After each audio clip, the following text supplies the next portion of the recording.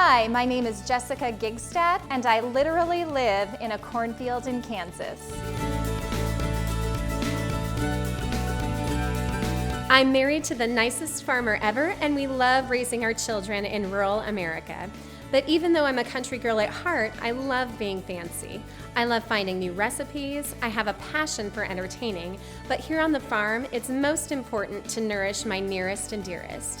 Whether it's entertaining al fresco or a cozy night in, I'll find a way to make it simple and scrumptious. Let's elevate your everyday, yes? Welcome to Highbrow Down Home.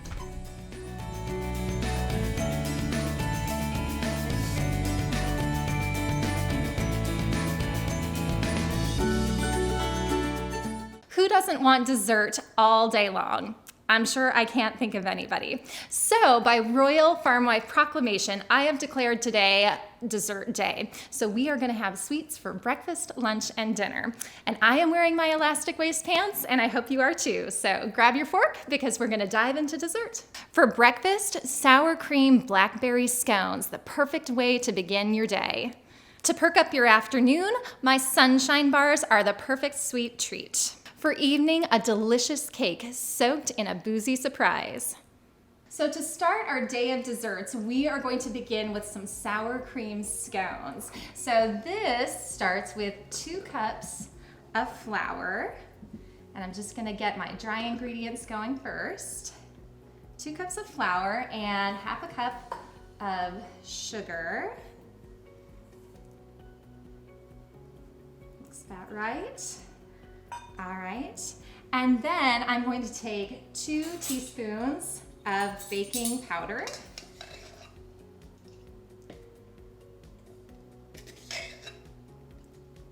And then a 1/4 teaspoon of baking soda.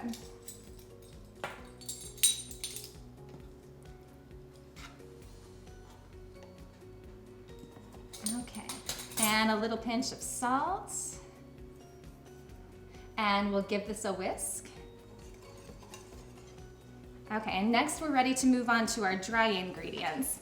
All right, and so I am going to take just a box grater and a cold stick of butter, and instead of using a pastry cutter or a food processor, I'm just gonna use a grater here.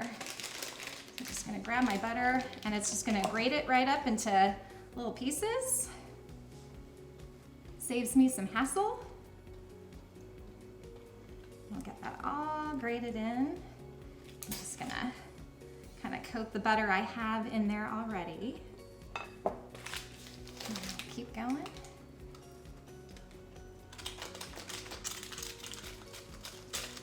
It's important to keep your butter cold so that you get nice, fluffy, flaky kind of scones.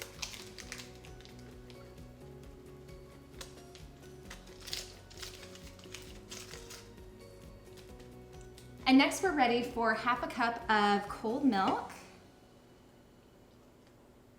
and then half a cup of sour cream, which is gonna give these a beautiful kind of tangy flavor. Just get that in there.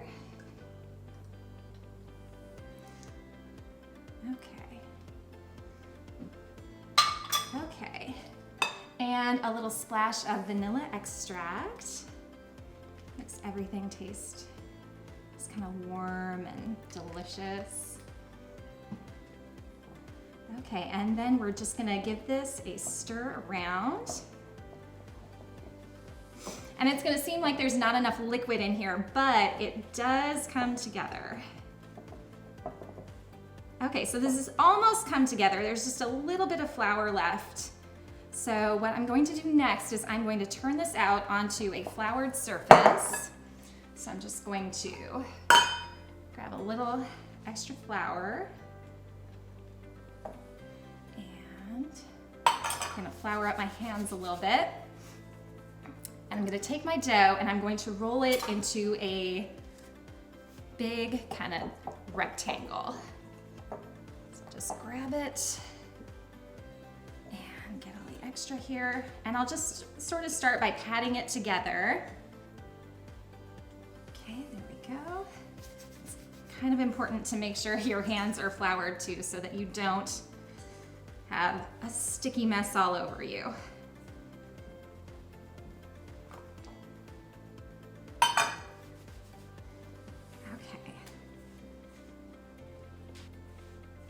And this looks kind of similar to biscuit dough. It is very similar in that.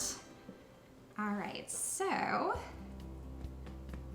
it's nice and cold too from all the cold butter and sour cream and everything. And then I'm going to take my rolling pin and I'm just going to roll it out into a rectangle.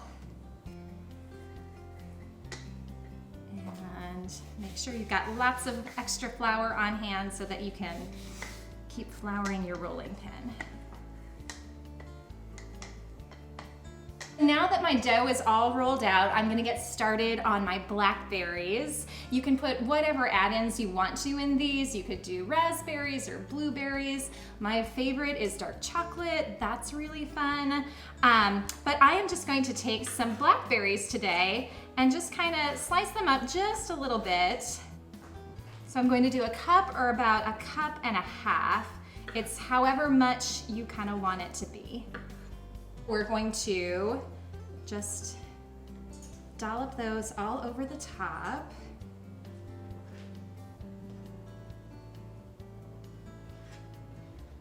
There we go, okay. All right, and then I am going to just kind of roll this up in a log. That way the blackberries are kind of locked inside. Roll this up in kind of a tight log.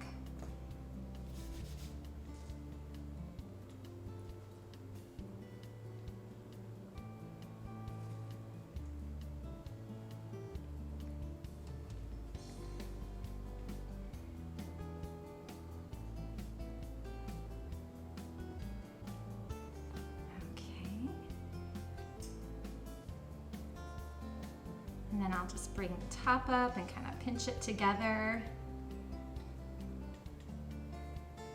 Okay, and then I'll try and make the ends kind of conform. So we have a nice log here. Okay. So next I'm gonna grab my little bench cutter here, but a knife would work just fine too. And I'm just going to kind of go in a zigzag pattern all around, and we're gonna come out with some little triangular scones.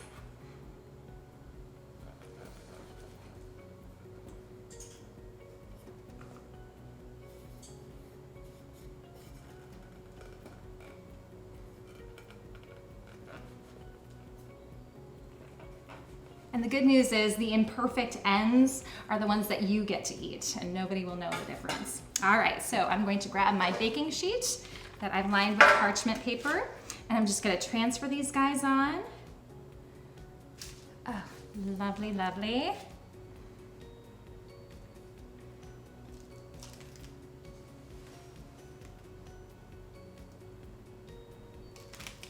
So beautiful.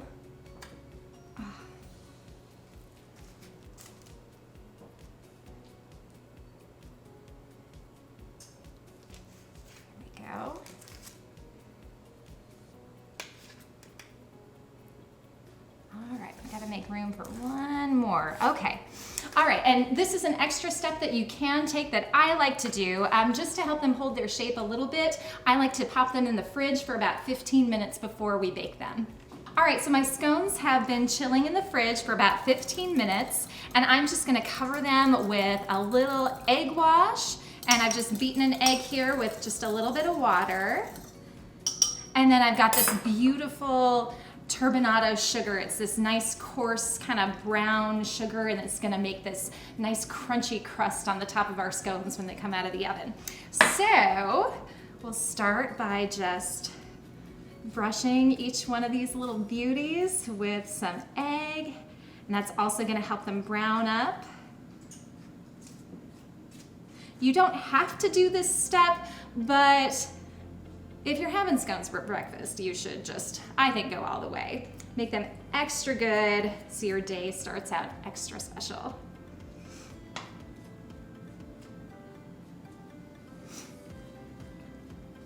I think this big one right here is going to be mine.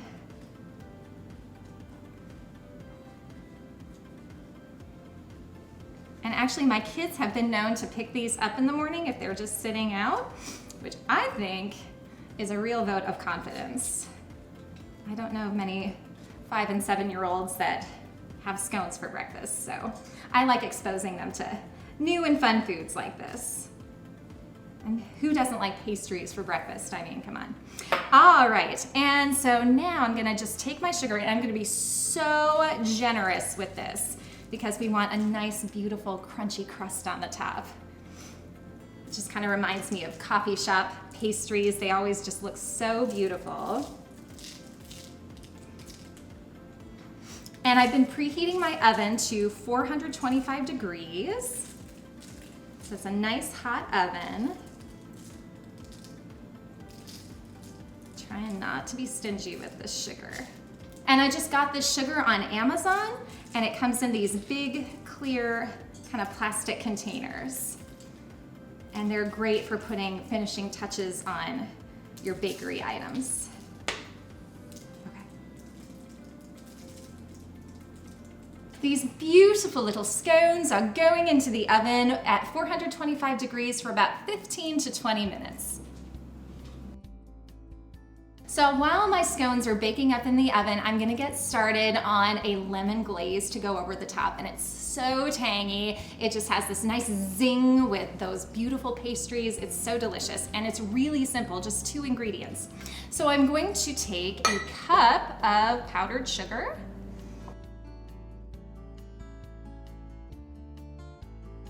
And put it in my little bowl here.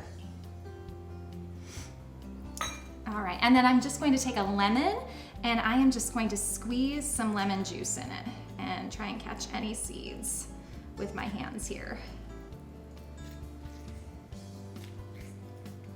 And you just have to kind of stir and eyeball as you go along. So let's see, we'll give that a little stir and kind of see where we're at. I'm sure I'm gonna need to add more. Yep. And if you don't want to use lemon, you can just use milk. That's the way my grandma taught me. There we go. Hopefully you've got a nice, juicy lemon here. Okay, let's see where we're at.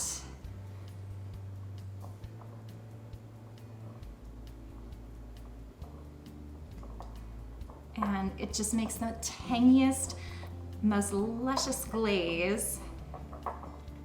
Oh yeah, nice and smooth. And so tangy. It's just the thing to wake up your taste buds in the morning. Okay, so these blackberry scones are out of the oven and I wish you could smell them. They smell incredible. So now it's time to ice them up, and I'm just gonna grab this big, beautiful gentleman and just gonna move these over to a little rack here, and we're gonna ice these up. And I just like to put it on a rack just so the extra icing just drips down and doesn't pool around the bottom and make it soggy. But here we go. Oh, it's so luscious. And just a great way to start our day of desserts. Look at this guy. Hello. Oh my goodness. And I just love the sparkle of that turbinado sugar. These look amazing. These are too luscious not to dig into them right away. So I'm just gonna grab that. And I just happen to have a cup of coffee right here. So I am ready to dig in, and oh, so pretty. And I love them. Baked goods just fresh out of the oven are just the best. Let's see.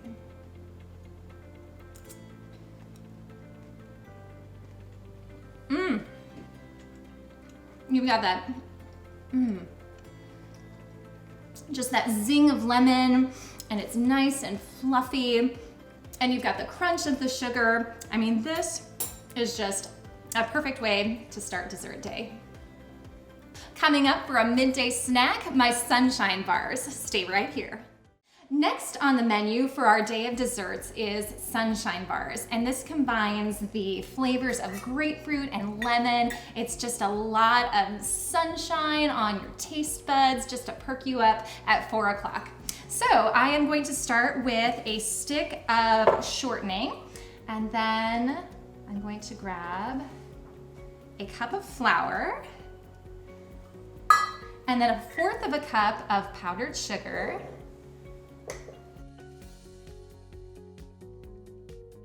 these are a little riff on my family's treasured lemon bar recipe, and a little pinch of salt. And then I'm just going to use my pastry cutter here to just kind of work this all together until it's nice and crumbly. And I'm just using my pastry cutter because I didn't feel like hauling out my food processor. You could sure do it with a food processor too. And you'll kind of know it's done when it's sort of sticking together like that. Okay, and then I have my 8x8 baking dish here, and I've just lined it with parchment paper and some cooking spray so it just kind of stays in place, and I'm gonna press this into my baking dish here.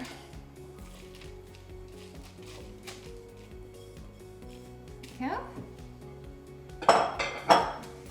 And I've got my oven preheating to 350 degrees. And I'm just going to press this down for a lovely little shortbread crust. Okay. All right, so that's the shortbread crust, and this goes into a 350 degree oven for about 10 minutes. While my crust is baking up in the oven, I'm going to grab the ingredients for my filling for the sunshine bars.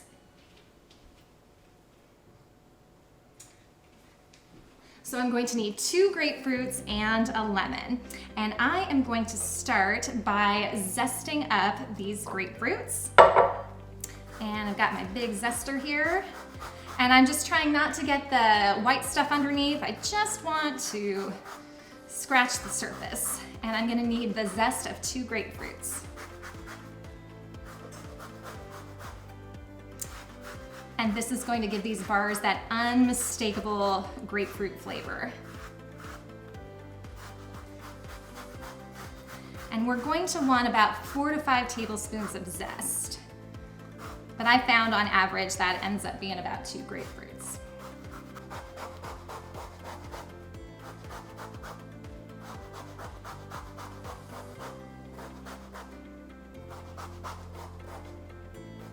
So we're gonna set the zest aside for now, and I'm going to juice these grapefruits.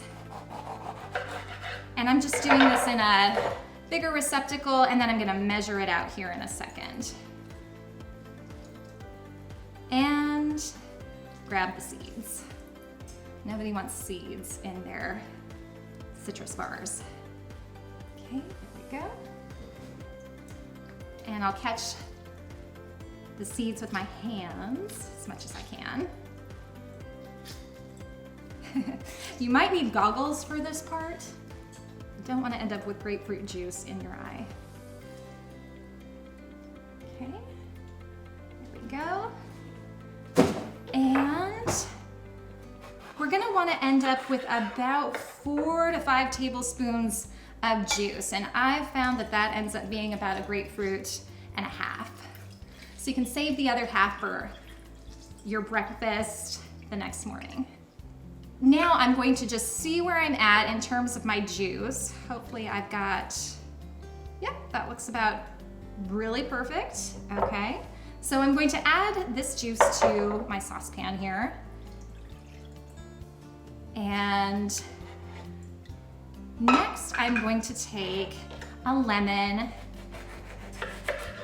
and I find that the lemon kind of calms down that sort of bitter aftertaste that grapefruit can have sometimes. This really kind of rounds it out and makes it just perfect while still letting that grapefruit flavor shine through. So we're gonna need about a tablespoon of lemon juice. Get that squeezed in there. And I'm just going to pour my lemon juice into the grapefruit juice along with a teaspoon of sugar.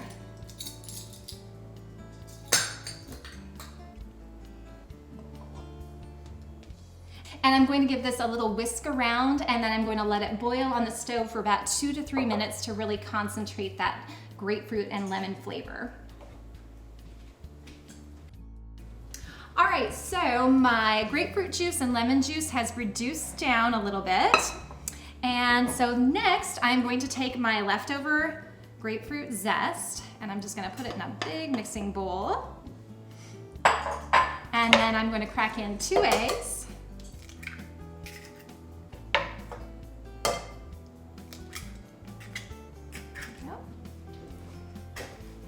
And I'll give that a little whisk around.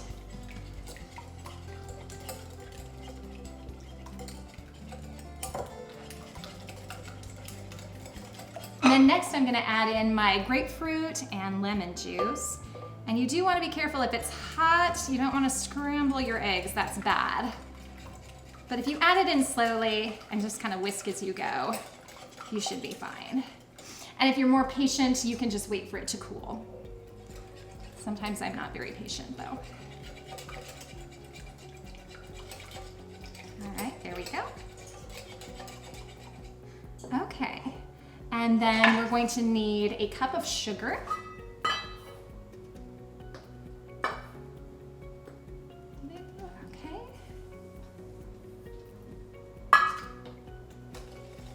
And it's totally worth it. Just don't even worry about the sugar. It's going to be delicious.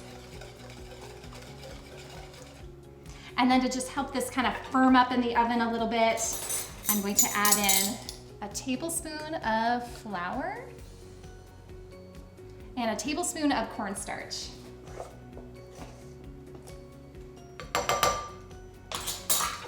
And we'll whisk away again.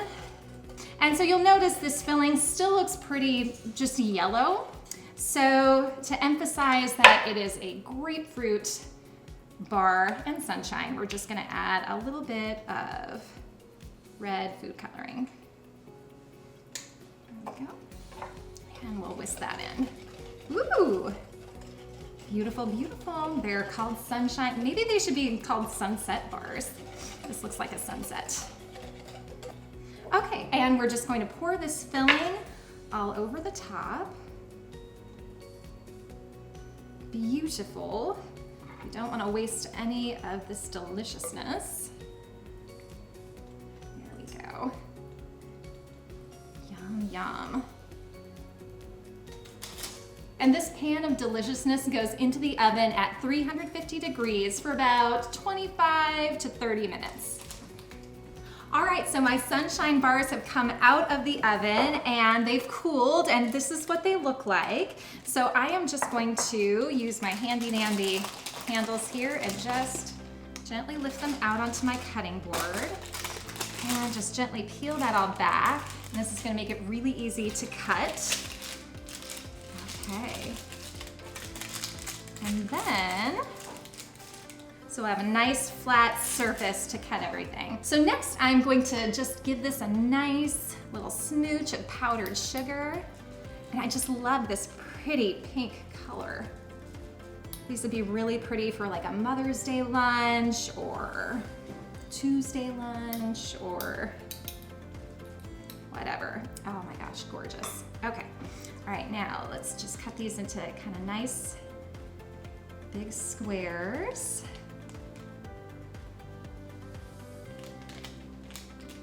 There we go.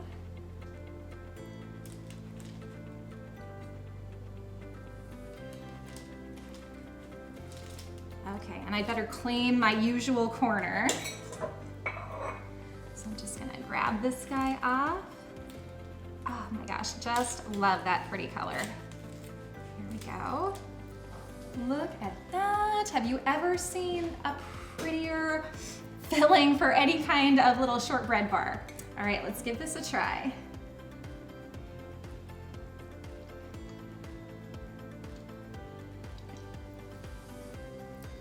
I'm sorry, there's just not a lot of words right now. I can really taste that grapefruit, plus there's that pop of lemon that kind of calms it all down and kind of binds it all together. This was just the perfect thing to perk up your afternoon. Up next for a nightcap, I've got a boozy tropical cake. Stay right here.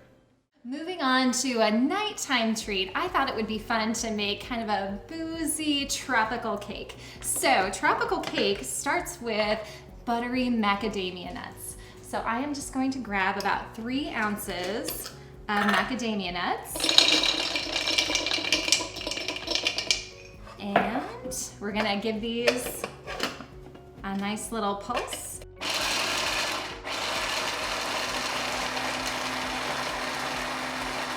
And I've got my bundt pan here and I've already generously greased it. And so I'm going to take about a tablespoon or 2 of sugar, and we're just gonna make a nice sugary macadamia crust on the outside of this. So I'm just gonna tap this around. The sugar and the butter are gonna help the cake release when it's time. So there we go. Okay, got the sugar crust all over, and then I'm gonna take these macadamia nuts and I'm just going to press them in to the sugar and butter. And you won't be able to see it a lot when it comes out of the oven, but you're sure gonna be able to taste that nutty flavor and that little extra hit of texture and crunch. And I'm just going to press this into the butter and sugar as much as I can. Okay, and it doesn't have to be exact. I'm just doing my best to kind of even it out and press it in. Gorgeous. And we're just gonna set this aside for now. And the thing I love about this rum cake is that it has a shortcut. So I've got a yellow box cake mix, and I'm just going to make that according to the package instructions. And then to make this a little extra special, I'm going to add in some crushed pineapple, about 3/4 of a cup. And I kind of drained this so it's not quite so juicy. There we go. Okay. Looking luscious. Oh man, cake batter just smells so good. Okay, so back to our bundt pan.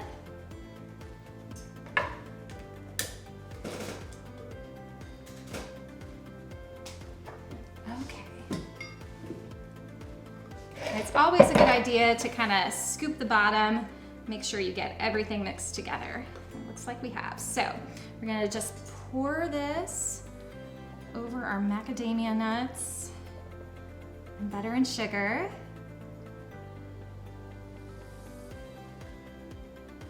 Here we go.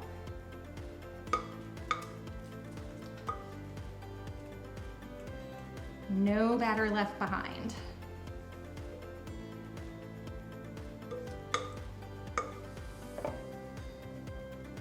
There we go. Yum. Oh. And such a pretty sunny color. All right, so I'm going to pop this into a 350-degree oven for about 35 to 38 minutes. And to dress up our tropical cake even more, I'm gonna make a delicious coconut glaze to go over the top. So I'm starting with 1/3 of a cup of coconut milk. And coconut milk kind of separates, and so don't let it freak you out when you open it up. Just stir it. There's liquid on the bottom, and then it becomes liquidy. I don't know if you, you just have to kind of give it a whisk around. Okay, there we go. It's getting more liquidy, and it adds this nice natural coconut flavor, a lot of really good nuttiness.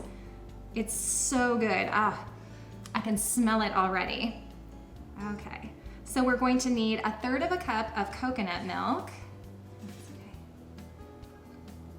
There we go. All right, set that aside. And then a cup of powdered sugar.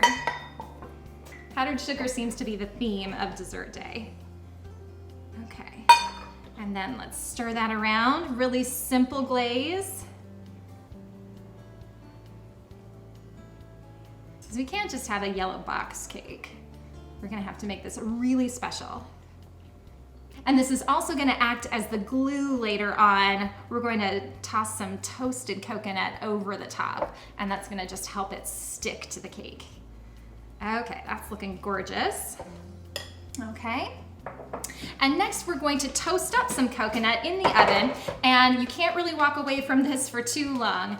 It just takes about a minute for coconut to start toasting. So I'm just going to pour about, I don't know, half a cup, 3/4 of a cup, as much coconut as you want. And I'm just gonna spread that around in an even layer there. And this really only takes about 3 minutes to toast up in a 400-degree oven. So I'm going to toss this in the oven and take it out just when it's starting to think about turning brown. Another way that we are going to take this cake over the top is to drizzle a butter rum kind of glaze over the bottom of the cake as soon as it comes out of the oven. So next I am going to take about 2/3 of a stick of butter, and I'm just gonna put it in my little saucepan here. And then I'm gonna measure in about 4 tablespoons of this coconut rum. Oh, and it smells like a beach or college or whatever Malibu makes you think of. There's 2, 3, 4. Not that I ever drank Malibu in college. Just want you all to know that. All right, and I'm gonna melt this over the stove, and then when the cake comes out and it's nice and hot, we're gonna drizzle this all over the top.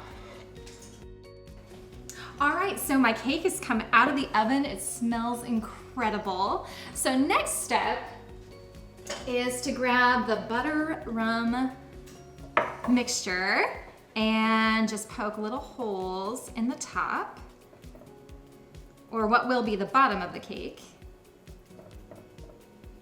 And then we're just going to slowly drizzle the butter all around. And just let it flow into all the cracks and crevices and the little holes. Oh man, oh, this smells like a nightcap, if ever I've smelled a nightcap.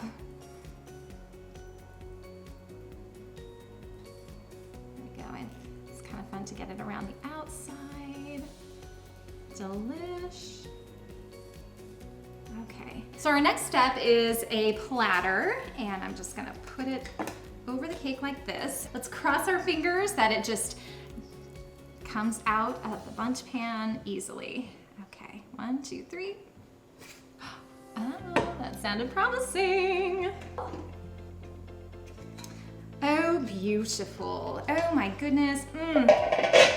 Oh, I can smell butter and coconut. It just smells like the tropics. All right, next and final step is to just drizzle on our pretty coconut drizzle. And we'll just kind of go like this. And I just love the natural coconut flavor in coconut milk. It's just not quite as sweet. It just really tastes authentic.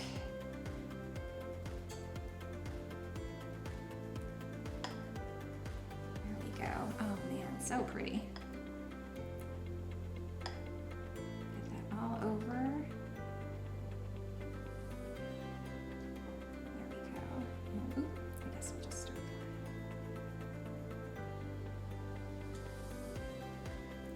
Yes. Oh my gosh, who wouldn't want a slice of this on a hot summer night, out on the deck with a cold drink? Sounds luscious. All right, and for a final finishing touch, I've got my toasted coconut here, and I'm just going to sprinkle that all over the top.